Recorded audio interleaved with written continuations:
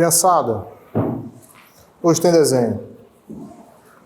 As pranchetas estão lá com o Zé Carlos, lá no fundo. O desenho vai ser o seguinte. Vocês vão desenhar um navio no meio do mar.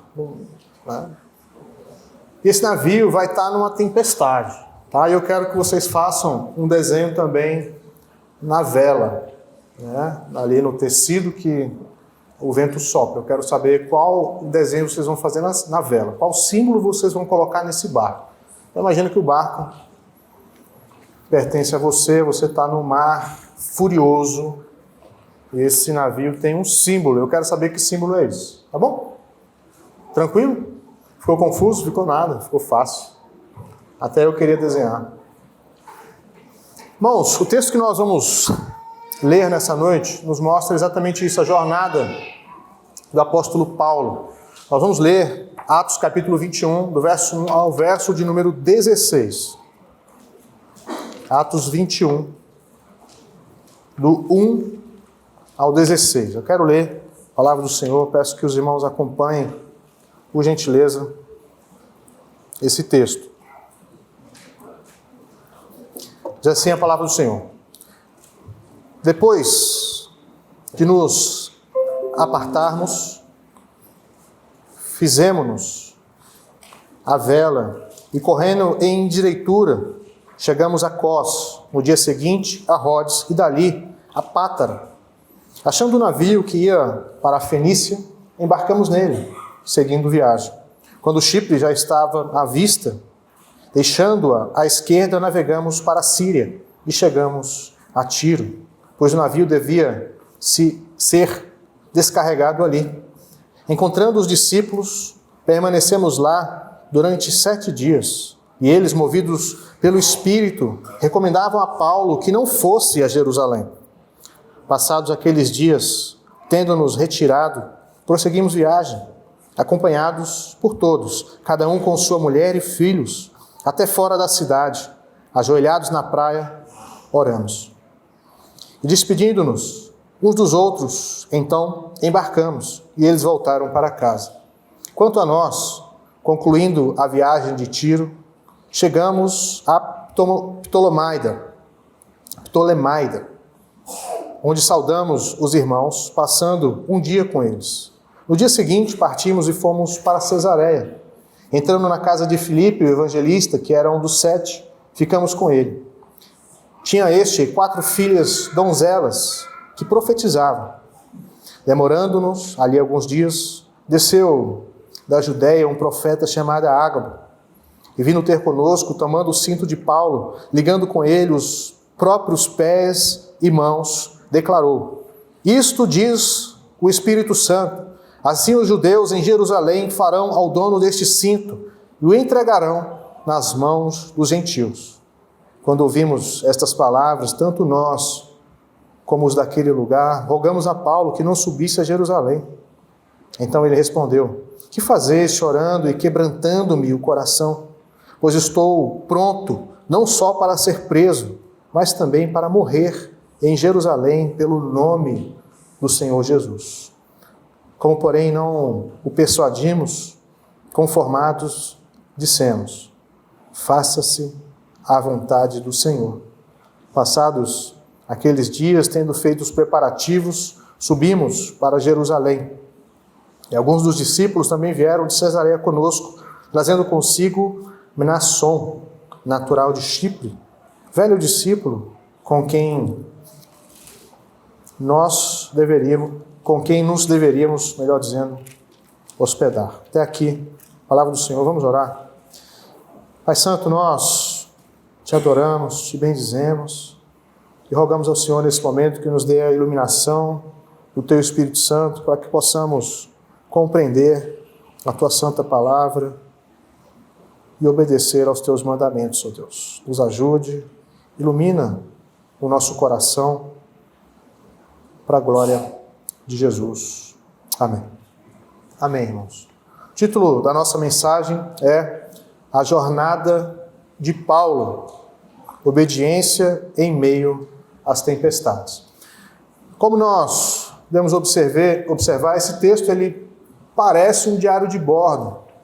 Lucas ele vem registrando aqui passo a passo os acontecimentos, então, nessa última parte da viagem missionária de Paulo. Paulo está retornando para Jerusalém. Então, a rota aqui é de Mileto até Jerusalém. Eu vou pedir para o Natan colocar para a gente, acha aí, por favor, a imagem da terceira viagem missionária de Paulo. Coloca a imagem, que aí vai aparecer o mapa, só para a gente ter uma ideia do que está acontecendo, né? Em que localidade nós estamos aqui no mapa da região, para facilitar aqui o nosso entendimento. Lucas cita várias localidades, várias cidades, e é interessante que Paulo ele prossegue para Jerusalém, ele já tinha o objetivo de ir a Jerusalém, o Espírito Santo já o inclinava para isso, e à medida que ele caminha, ele vai encontrando discípulos, e ali o Espírito Santo vai alertando Paulo, usando a igreja, usando os irmãos,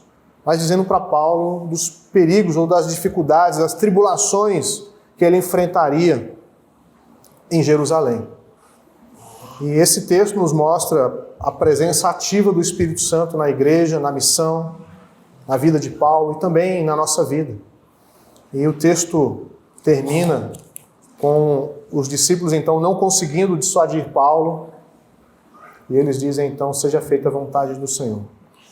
Eu quero expor esse texto. Então é isso. É essa última perna que nós temos aqui, de Mileto até Cesareia. O texto termina no verso 26, eles em Cesareia, indo a pé ou de cavalo, não sabemos, até Jerusalém, que está uns 100 quilômetros aí, esse restante da viagem. Mas o que Lucas nos descreve aqui nesse texto, está ali de Mileto, na ponta ali, até Cesareia. Tá bom? Tranquilo? Pode tirar, senão o pessoal vai ficar olhando o mapa aí. Mas é a sua Bíblia pode ser que tenha lá no final um mapinha. Por isso que é interessante, né? A gente consegue ver quando a gente está lendo o livro de Atos, onde nós estamos situados aqui. Então eu quero expor o texto verso a verso. O texto é um tanto longo, mas eu creio que Deus falará ao nosso coração e ao final eu quero fazer algumas aplicações aqui. Verso 1 e 2, nós temos aí Lucas descrevendo então essa navegação. Eles estão navegando. Nós não sabemos ao certo aqui quem são os companheiros de Paulo nessa viagem de Mileto até Jerusalém. O texto deixa claro que Lucas está presente, ele está escrevendo o livro, ele diz, navegamos, ele está dizendo que ele estava presente nessa viagem, então pelo menos uma pessoa nós sabemos quem era. Lucas estava ali com Paulo no final dessa terceira viagem missionária. Mas nós temos em Atos 20, versículo 4, nós temos uma lista ali de alguns irmãos. E é provável então que esses mesmos irmãos estão acompanhando Paulo até o final da viagem em Jerusalém. Então, se você quiser conhecer ou se lembrar de quem são essas pessoas que estão junto com o apóstolo Paulo, quem são os companheiros de Paulo aqui, você vai encontrar isso lá em Atos 20, verso número 4, ali destaca então esses viajantes, e incluindo aí também Lucas. E lá era o momento onde Paulo estava se despedindo dos presbíteros da igreja de Éfeso. E lá nós temos um texto também carregado de emoção.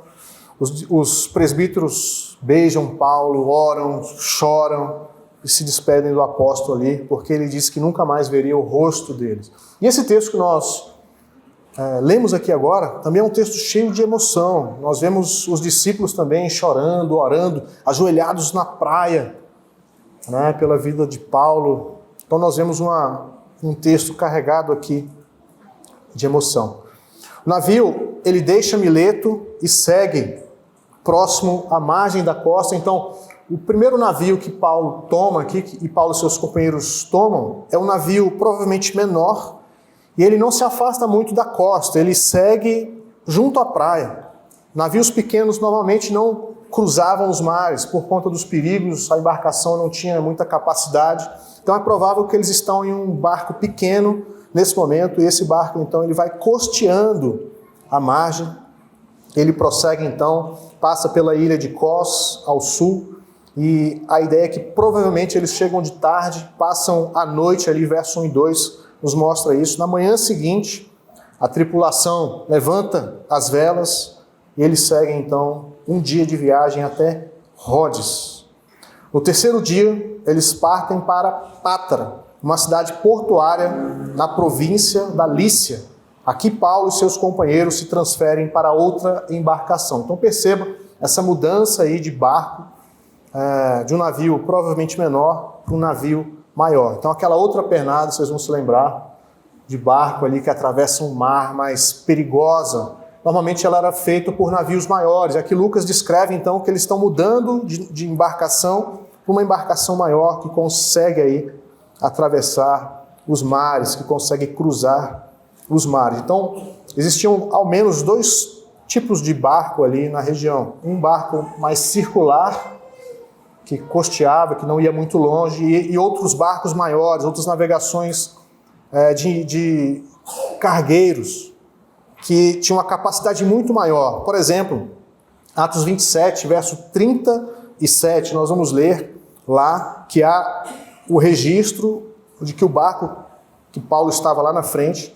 transportava 276 pessoas fora a carga. Então havia essa diferença. Paulo e seus companheiros agora trocam de navio e Lucas vai dizer no verso 3 que eles enxergam Chipre, que é uma ilha grande ali da região, e Lucas diz que eles passam ali à esquerda da ilha, exatamente como nós vimos ali naquelas setas ali indicando a viagem. Então eles se aproximam com esse navio maior e eles vão diretamente para Tiro, que já está na costa, né? Já é o continente ali. Então Lucas descreve essa viagem de uma maneira muito detalhada. Verso número 3, o texto vai nos dizer que o navio deveria ser descarregado ali. Olha aí na sua Bíblia, por gentileza, o final do verso 3 nos mostra isso. Então era um navio cargueiro, cheio de encomendas, de vendas, enfim, de produtos, né, de negócios, mercadorias. E o barco atraca no porto, para, e o barco é descarregado. E no próximo verso nós vamos ver que a companhia de Paulo vai demorar 7 dias ali. Então é provável que o capitão do barco alerte o pessoal e diga mais ou menos o seguinte: olha, para os passageiros, né, vocês estão aqui, nós vamos demorar mais ou menos 7 dias para descarregar o barco e carregar. Provavelmente o barco vai ser carregado com outras mercadorias e vai seguir viagem. E Paulo então vai passar 7 dias com os discípulos. Verso número 4, encontrando os discípulos, permanecemos lá durante 7 dias. Então é provável que o capitão do barco tenha dado esse prazo para o pessoal poder ir, não ficar ali colado no barco esperando 7 dias parado para depois avançar. E o texto nos diz no verso número 4 que Paulo encontrou os discípulos, né? Que esse grupo, esses companheiros de viagem, junto com Paulo, eles encontram os discípulos. E o termo aqui não significa que eles esbarraram com os discípulos na rua, mas a ideia é que eles procuraram, que eles tiveram a intenção de achar, de descobrir, de buscar os discípulos, né? Então, nós percebemos que Paulo, ele tinha esse modo de operação. Ele enxergava os locais, as cidades, como campo missionário, e as cidades que já haviam igrejas, que já haviam comunidades, ele enxergava como um ponto de contato, um lugar onde ele poderia encontrar amigos, encontrar irmãos, ter abrigo, ter comida, mantimento, tudo isso no meio dessa viagem. Então esse texto, quando ele nos mostra Paulo e seus companheiros navegando de porto a porto e desembarcando, encontrando discípulos, nós conseguimos ver que o evangelho ele avançou, que a grande comissão de Jesus está sendo cumprida, que agora existem discípulos espalhados por várias localidades do Império Romano. O reino de Cristo Jesus está prevalecendo. E nós temos o apóstolo Paulo aqui como a ponta dessa lança, rasgando aí o Império Romano, levando o reino de Deus, levando o evangelho da salvação no meio dos gentios. Tá? Então, Paulo enxerga as cidades como campo missionário e locais onde a igreja já estava como um ponto de contato, um lugar onde ele poderia se aproximar, encontrar irmãos ali. Então nós vemos uma unidade na igreja também, nesse corpo de Cristo, no meio do Império Romano. Então, durante esse encontro aqui, verso número 4, eles permanecem então 7 dias, uma semana, e o texto vai nos dizer aí que eles, movidos pelo Espírito, recomendavam a Paulo que não fosse a Jerusalém. Aqui parece que Lucas nos mostra uma contradição, porque ele já havia escrito anteriormente que Paulo, movido pelo Espírito Santo, estava se dirigindo para Jerusalém. E agora Lucas nos diz que esses irmãos aqui da cidade de Tiro, eles, movidos pelo Espírito, estão dizendo para Paulo não ir. Então há uma aparente contradição aqui. E tudo isso nós vemos o Espírito Santo governando todas as coisas.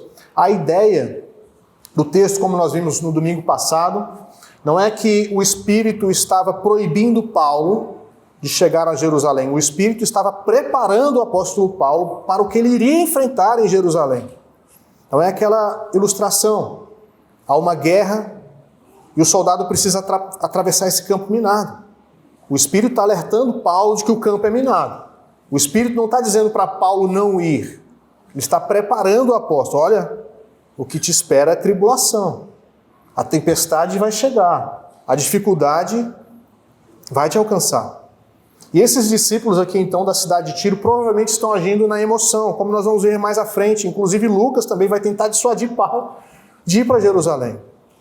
Mas Paulo, ele é imbatível, incansável. Ele vai para Jerusalém e nós sabemos o que acontecerá com ele. Será preso e entregue nas mãos dos gentios. E aí, então, no versículo 5, nós temos essa maravilha que é a comunhão dos crentes. Passados aqueles dias, tendo nos retirado, prosseguimos viagem, acompanhados por todos, cada um com sua mulher e filhos, até fora da cidade, ajoelhados na praia, oramos. Então Lucas mostra aqui essa comunhão profunda entre os crentes, entre os irmãos. Paulo passa um tempo ali com eles e esses discípulos acompanham Paulo. Não sabemos quem são, se é a igreja inteira, se é um grupo, se é a liderança, mas o texto vai dizer que vão os irmãos, as suas mulheres e os filhos, acompanhando Paulo até o porto, chegam lá na praia, eles se ajoelham na praia, publicamente, e começam a orar juntamente com Paulo, provavelmente pedindo a bênção de Deus para a viagem, para a vida de Paulo, protege teu servo, e Paulo orando pela igreja que vai ficar, agradecendo a Deus, pedindo para que Deus os fortaleça também, para que Deus continue os abençoando, abrindo os olhos do coração, como nós podemos ver nas cartas de Paulo, como ele orava pelas igrejas. Então esse texto é cheio de emoção. Mais à frente, Paulo também vai mostrar mais um pouco dessa emoção que nos foi dada por Deus.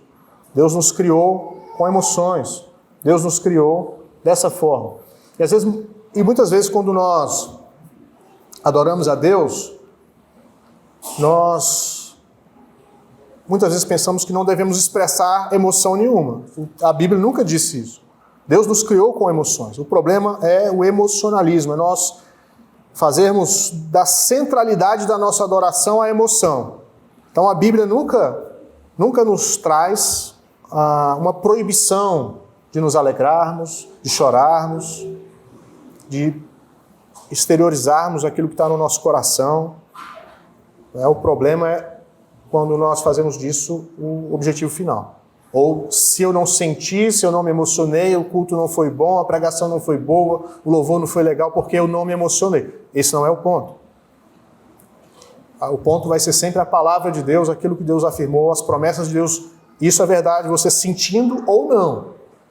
Mas eu creio que nós podemos e devemos sim adorar a Deus com as nossas emoções, com alegria, quando estivermos com alegria, com tristeza, com lamento, com choro, e tudo isso diante de Deus, entregando ao Senhor aquilo que está no nosso coração. O texto prossegue, verso número 6, despedindo-nos uns dos outros, então embarcamos, e eles voltaram para casa. Verso 7, quanto a nós, concluindo a viagem de Tiro, chegamos a Ptolemai, onde saudamos os irmãos, passando um dia com eles. Então, eu quero que os irmãos percebam essa jornada de Paulo, mas sempre encontrando discípulos, sempre procurando a igreja, sempre sendo intencional em chegar no lugar e procurar uma igreja. Por exemplo, quando você viaja, quando você vai para outra cidade, às vezes passa-se o domingo, você está numa cidade, e é domingo, é dia da adoração, o que você faz? Vou procurar uma igreja, vou procurar um grupo cristão, vou procurar alguns irmãos, vou procurar um culto para me adorar a Deus nesse dia, nessa semana. Alguém já fez isso? Vocês costumam fazer isso quando viajam? É muito legal, faça. Existem igrejas presbiterianas em vários locais, né? Então, pesquise. Antes de viajar, você está fazendo uma viagem, será que tem um culto lá que eu possa encontrar outros irmãos? Chega lá, se apresenta ao pastor. Se for presbiteriano, você vai ser bem recebido com certeza. Sou da igreja presbiteriana lá do Paraná, pastor Carlos Eduardo. Que joia, leva um abraço para os irmãos de lá. Há essa unidade no corpo de Cristo. Isso é importante.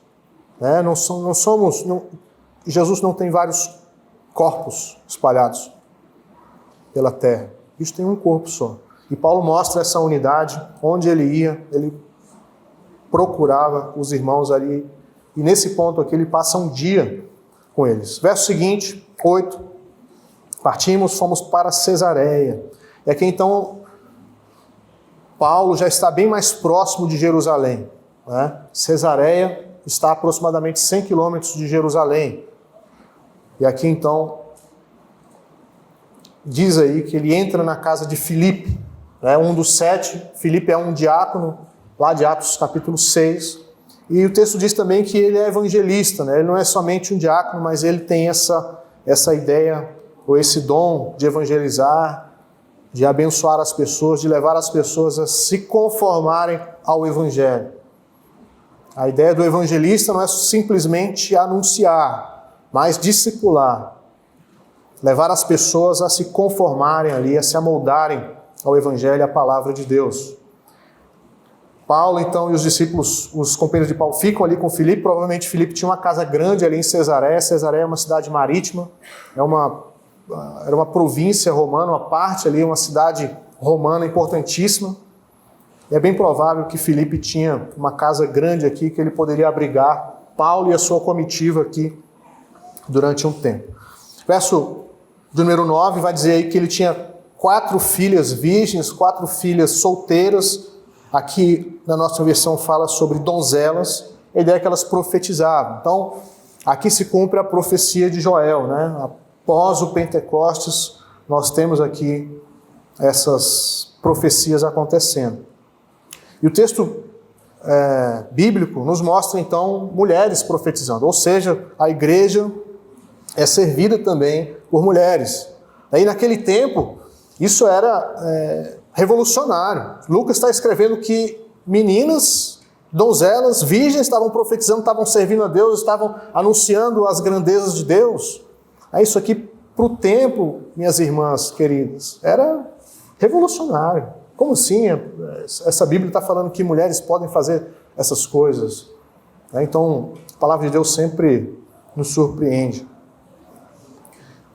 Verso 10, demorando-nos ali alguns dias, desceu da Judéia um profeta chamado Ágabo. Esse homem já havia cruzado o caminho aqui dos apóstolos, e ele já havia predito a grande fome em Jerusalém. Agora ele vem de Jerusalém, mais uma vez, e ele aqui traz uma encenação, né? Uma ilustração da profecia que o Espírito Santo estava dando a ele. Ele pega então o cinto de Paulo, provavelmente um cinto de tecido, enrola as mãos e os pés e diz, o Espírito está dizendo o seguinte: olha, o dono desse cinto, vai acontecer isso aqui com ele. Ilustrando ali aquilo que aconteceria a Paulo. Verso número 11. Tomado o cinto, ligando com ele, os próprios pés e mãos, declarou: isso diz o Espírito Santo. Então, mais uma vez, Atos mostra essa presença ativa do Espírito Santo de Deus. O Espírito Santo de Deus dirigindo, governando, falando, fechando portas, abrindo portas, dirigindo a missão, escolhendo os apóstolos, escolhendo a equipe missionária. Então, o livro de Atos, de ponta a ponta, mostra aí essa presença gloriosa do Espírito Santo de Deus. E aí então, diz o seguinte: assim os judeus em Jerusalém farão ao dono deste cinto e o entregarão nas mãos dos gentios. Essa ideia de entregar, né, os próprios judeus, os compatriotas ali, o sangue de Abraão, junto com Paulo, serão agora aqueles que vão perseguir Paulo, vão prender Paulo e vão entregar o apóstolo Paulo nas mãos dos gentios. É a mesma expressão e a mesma situação que acontece com Jesus. Jesus é preso por essa liderança, são esses judeus, são os líderes da religião, que são completamente contrários ao Evangelho, completamente contrários ao plano de Deus. Esses homens que deveriam conhecer a lei, conhecer a palavra, conhecer o Messias, a liderança, assim como fizeram com Jesus, entregaram Jesus para os romanos, esses mesmo aqui farão a mesma coisa com o apóstolo Paulo. E a ideia de entregar é aquela ideia de castigo, não é? Que Paulo estará ali à mercê dos homens. Verso número 12. Quando ouvimos essas palavras, então Lucas mais uma vez está presente, está registrando aqui o que está acontecendo. Quando ouvimos essas palavras, tanto nós como os daquele lugar, rogamos a Paulo que não subisse a Jerusalém. Os discípulos estão tentando dissuadir Paulo: não vai, né? O Espírito está dizendo claramente, várias vezes, em diversos lugares, em diversas igrejas, por diversas bocas, de que você vai sofrer em Jerusalém. Você vai passar por prisões. Você vai ser maltratado, você vai ser entregue nas mãos dos gentios, dos soldados romanos. Eles vão triturar você. E Paulo responde: que fazeis chorando e quebrantando-me o coração? Paulo está dizendo: o que vocês estão fazendo? Chorando e vocês estão despedaçando o meu coração. Então perceba que Paulo é um homem que tem emoção. Às vezes a gente lê e parece que ele é duro, né, e tal. Ele está falando: olha, todos vocês estão me matando aqui. Vocês estão acabando com o meu coração. Não faz isso não. Aí não é que Paulo está repreendendo eles. Paulo está dizendo: olha, eu vou continuar. Né? Vocês estão dificultando a minha saída, a minha partida. Vocês estão dificultando a minha viagem, mas eu vou. E ele então traz aqui uma expressão que deve nos constranger ao dizermos que somos servos de Jesus, que entregamos a nossa vida ao Senhor. Verso número 13: pois estou pronto não só para ser preso, mas até para morrer em Jerusalém pelo nome do Senhor Jesus. Então, nós encontramos muitas pessoas hoje que se dizem apóstolos, tá? Mas Paulo, quando ele traz aqui as suas credenciais, o que ele é como apóstolo, aí essas pessoas não querem mais ser apóstolos. Porque Paulo traz o sofrimento, Paulo traz marcas no corpo de ser um apóstolo de Jesus, de perseguição, de apedrejamento, de açoite, de varada. E esse texto, para mim, irmãos, quando Paulo diz isso me envergonha quando eu digo que sou cristão e leio isso daqui. Estou pronto não só para ser preso, não, mas para entregar a minha própria vida pelo nome de Jesus. Isso é sobrenatural. Isso é exatamente o que Cristo fez por nós. E Paulo aqui ele mostra então todo esse desprendimento, uma entrega à missão, ao Senhor Jesus, à igreja, à plantação de igreja, ao testemunho. Verso 14: como porém não o persuadimos, conformados dissemos: faça-se a vontade do Senhor. Aqui a igreja, os discípulos, incluído Lucas, não tem como, Paulo vai seguir: seja feita a vontade do Senhor. Verso número 15: passados aqueles dias, tendo feito os preparativos, subimos para Jerusalém. Então o texto termina aí com essa partida agora, não sabemos, como eu disse, a pé ou a cavalo para Jerusalém, de Cesareia a Jerusalém.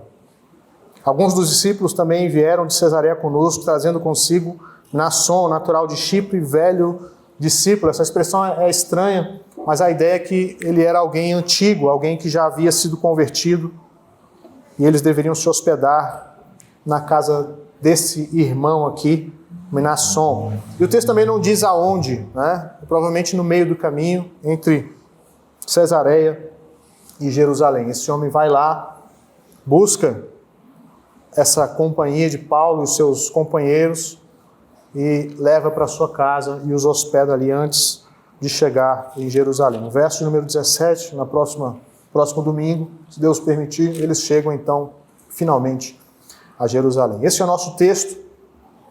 Isso, como eu disse, nos mostra essa jornada de Paulo, o Espírito Santo guiando todas as coisas, alertando o apóstolo.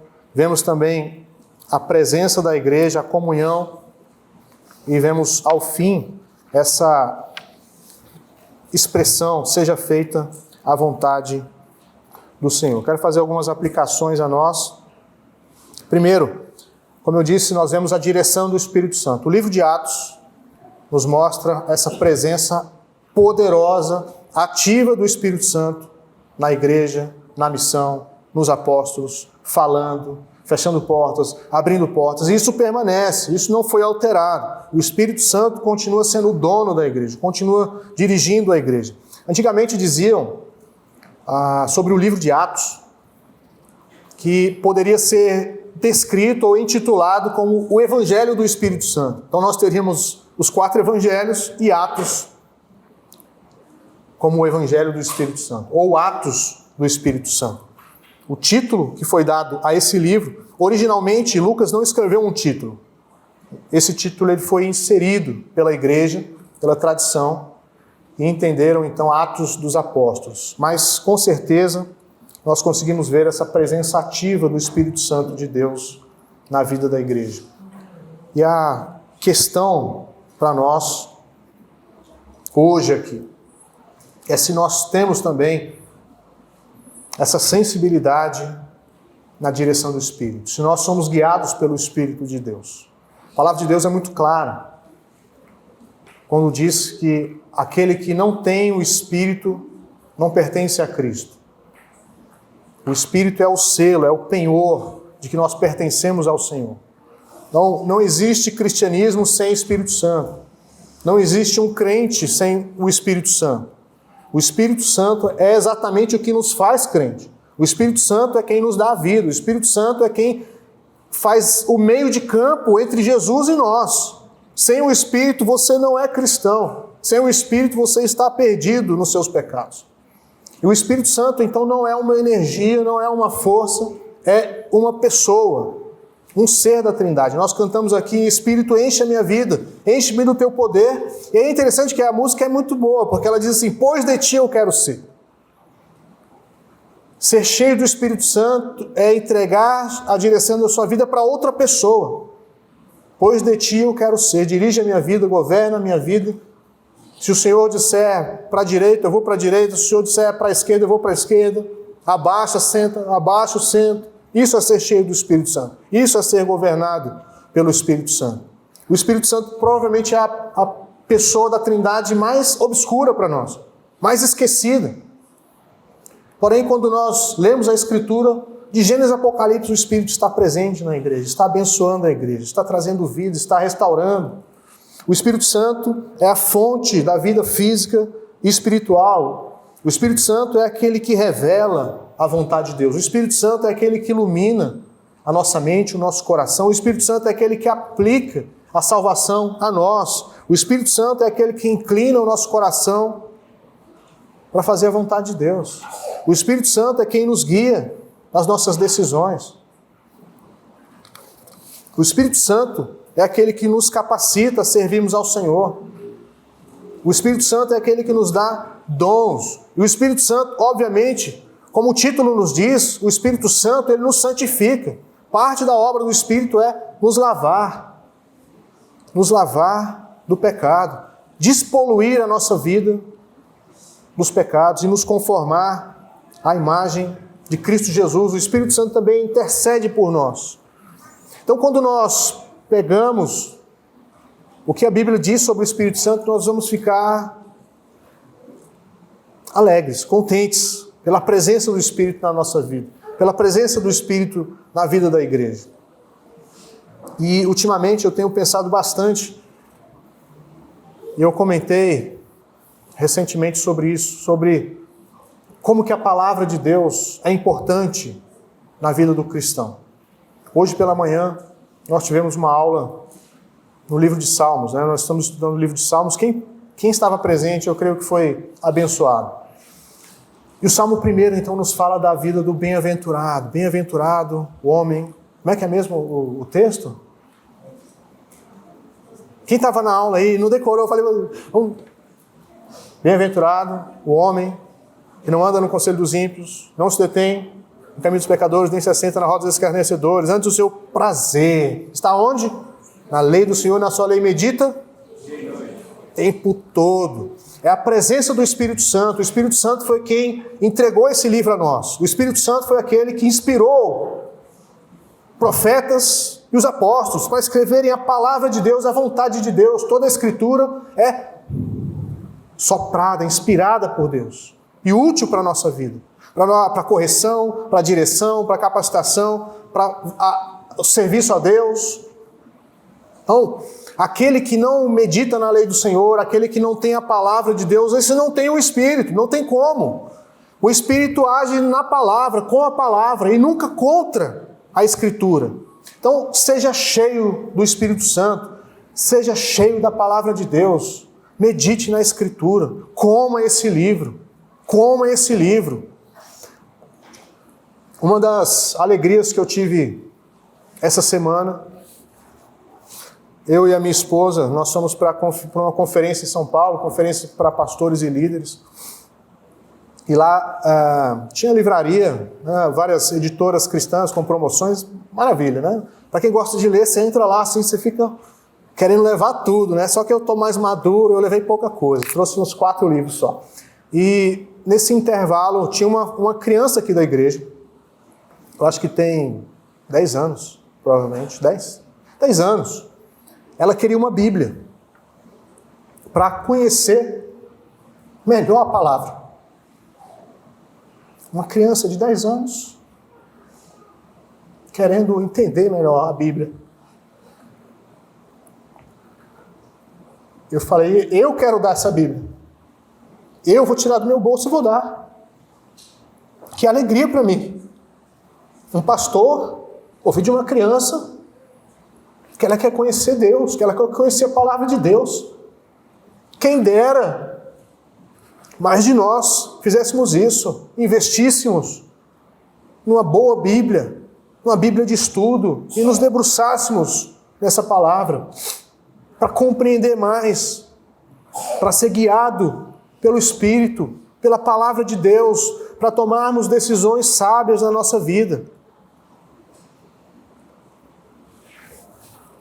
Leia a Bíblia, ande com esse livro o tempo todo, coma esse livro. Isso é saúde para nós, isso é bênção. E eu tenho para mim que a saúde que a Bíblia nos dá, a bênção que a Bíblia nos dá, não tem só a ver com o meu espírito, tem a ver com a minha vida. Com a minha vida. Quem separa essa ideia de espírito e corpo somos nós. A Bíblia nunca faz essa separação. Deus é o Deus da vida. Deus é o Deus que restaura a nossa vida. Que vida, pastor? Toda ela. Seja física, espiritual, mental, do jeito que você quiser colocar. Emocional. Deus é o dono da vida. E Ele nos abençoa de todas as formas. Então, encha-se da palavra de Deus.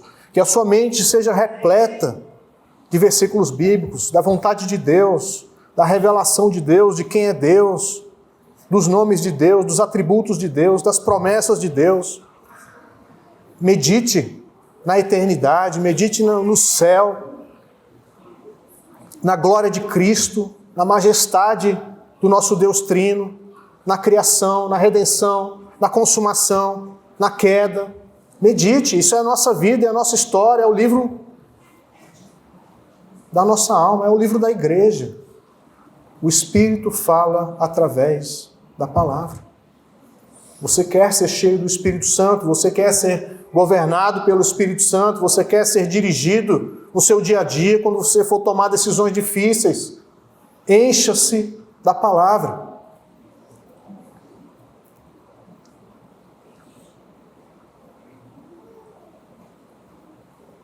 segundo lugar, esse texto claramente nos mostra a comunhão dos santos. Esse texto nos mostra, então, como eu comentei, que a igreja de Cristo, o corpo de Cristo, está espalhado no mundo. E Paulo, na sua jornada, ele vai visitando e vai encontrando abrigo, irmãos, e vai abraçando, e vai beijando, e vai embora. Irmãos, uma certeza do meu coração aqui agora para nós.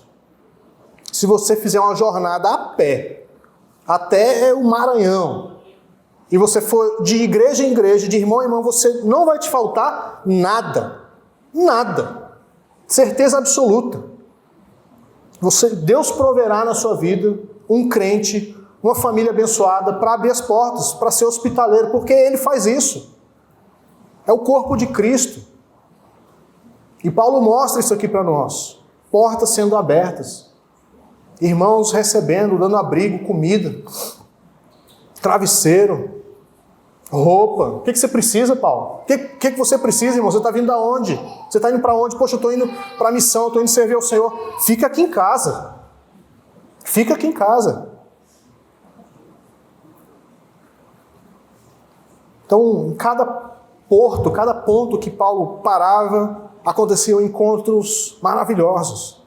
Encontro entre irmãos. Ali, provavelmente Paulo conhecia uns, Lucas conhecia outros, ou tinha gente que nem conhecia, mas é irmão. E é bom quando a gente encontra irmãos em Cristo. Parece que a gente já se conhece há tempos, né? Você já encontrou irmãos e aí você fala, rapaz, esse cara é gente boa, né? Parece que eu conheço ele há muito tempo. Aí conheci hoje.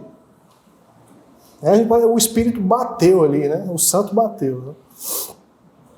E é maravilhoso. Só para ilustrar esse ponto, ontem nós estávamos na casa da minha mãe e aconteceu uma reunião das senhoras, da SAF, da Igreja Presbiteriana do Jardim Botânico. Eu não sou membro da Igreja do Jardim Botânico, a Érica também não é. Aí ela foi convidada a sentar lá e ficar com as irmãs. E eu estava lendo, estudando, escrevendo. E eu fui constrangido a entrar no grupo. Não, senta aqui. E tem uma coisa interessante em reunião de crente. O que acontece em reunião de crente? Comida. É ou não é? Não, come aqui, aí um bolo aqui. Não, pega aqui um pão de queijo. Não, um cafezinho, você vai... Aí não, tá bom. Reunião de crente é uma maravilha. Oramos, cantamos, tivemos comunhão. É um pedacinho do céu. E aí eu quero trazer mais uma vez os nossos grupos pequenos. Você já participou de um grupo pequeno? Você já teve essa experiência de chegar, entrar na casa? Você não conhece, pode ser que você não conheça tanto assim a pessoa, mas você entra na casa, a pessoa, não, senta aqui. É uma hospitalidade celestial. E é bênção. É Deus quem proporciona isso para nós. Devemos ser uma família, nós somos uma família. Eu costumo dizer, eu tenho irmãos em Cristo muito mais próximos do que parentes meus, do que pessoas do meu sangue. Porque a família da fé é a que vai prevalecer até a eternidade, por toda a eternidade. Nós estaremos juntos por toda a eternidade. Ame o seu irmão. Pastor, eu não gosto de fulano. Ame, porque você vai passar a eternidade com ele. Se ele for crente, vai morar do seu lado nas mansões celestes. É bênção, comunhão, é bênção. Abra o seu coração, abra a sua casa, seja uma pessoa hospitaleira. Convide os irmãos. Conhecer um irmão, vamos marcar um café, vamos sentar, vamos conversar. Quero te conhecer, como é que é a sua história? Como é que você encontrou Cristo? Como é que Cristo te encontrou, meu irmão? Eu quero saber. Como é que foi isso? Nós somos unidos pelo sangue de Jesus, somos unidos pelo Espírito de Deus, um só batismo, um só corpo, um só Senhor. Eu tenho para mim que uma das maravilhas da igreja é exatamente a comunhão. É termos pessoas completamente diferentes, idades diferentes, escolaridade diferente, questão financeira diferente, mas unidos em Cristo Jesus. Unidos pelo nome do Senhor. É maravilhoso. A igreja proporciona isso. Isso é bênção de Deus. Nós podemos dizer como o salmista, como é bom e agradável viverem unidos os irmãos. Então cultive a comunhão. Cultive a comunhão. Pastor, eu sou tímido. Senhor, me dá coragem. Me dá coragem para abrir, para convidar, para me convidar também. Me chama, irmão, para ir na sua casa. Eu vou. Cultive a comunhão. Isso é bênção de Deus. Valorize a sua igreja local, valorize os seus irmãos. Pastor, mas os irmãos erram demais. Fulano de tal pecou, vacilou contra mim. Irmãos, quantas vezes você já pecou? Não, né? A gente costuma ouvir o pessoal de fora, não, a igreja está cheia de pecador, cheia de hipócrita. Então, bem-vindo, cabe mais um, venha, sente-se a rir.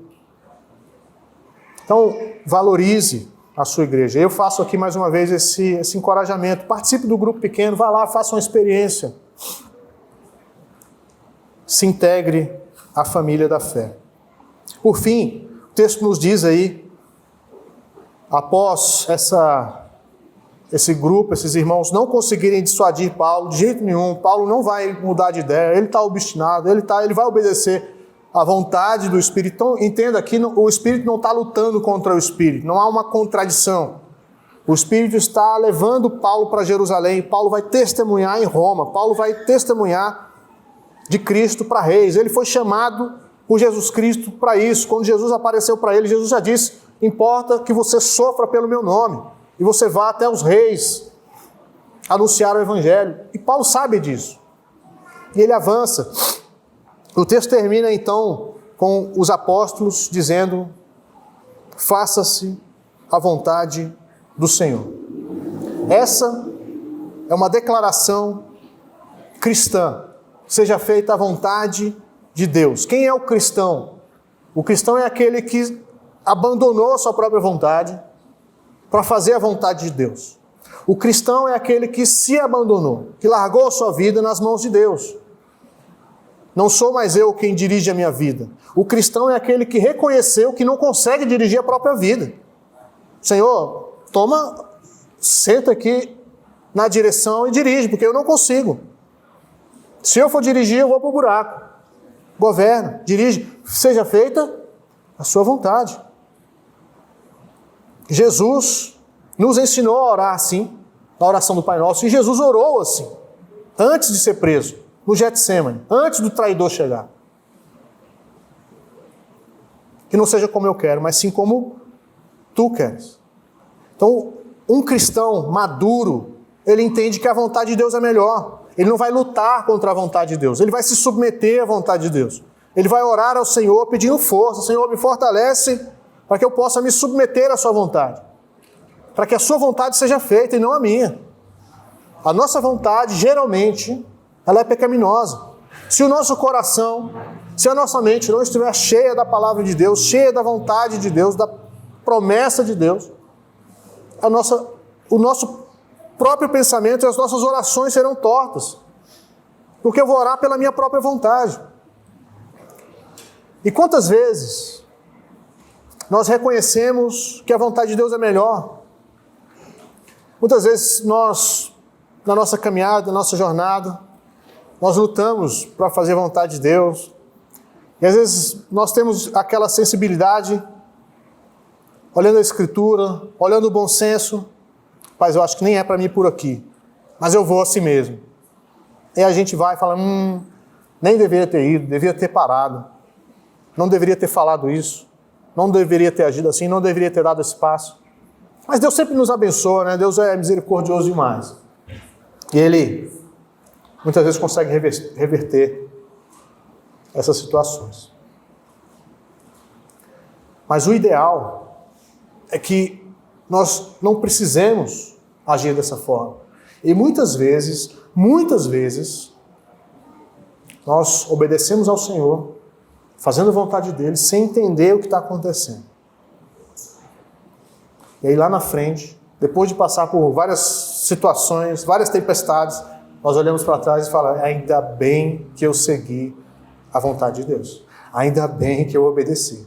Por mais que aparentemente seja ruim, ao final nós percebemos como Deus cuidou de todas as coisas, como Deus guiou a nossa vida, como Deus nos abençoou.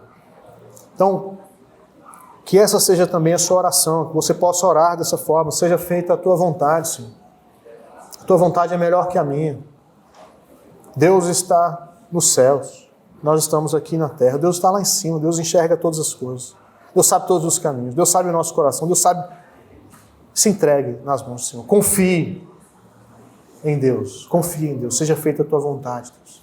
É uma oração de alguém que compreende a soberania de Deus e descansa no Senhor.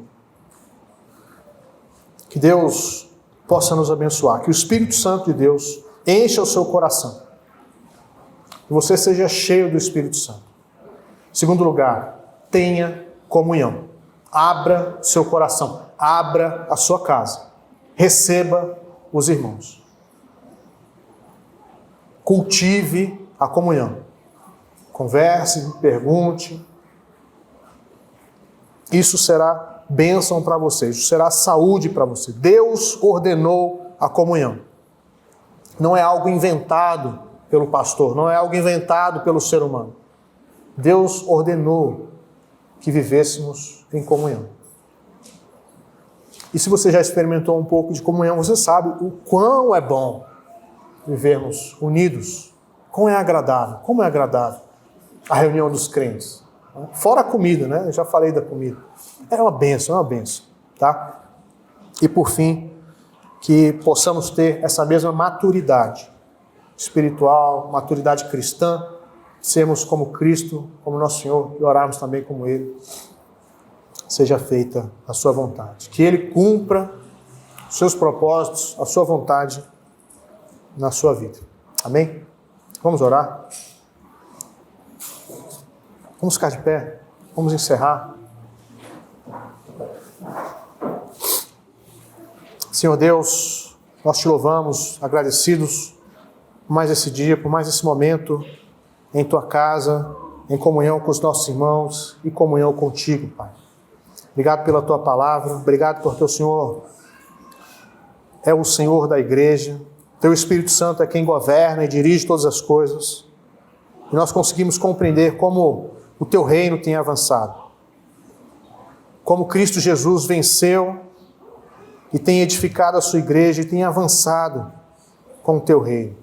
Obrigado porque o teu reino nos alcançou, obrigado porque o teu amor nos alcançou, o teu perdão nos alcançou.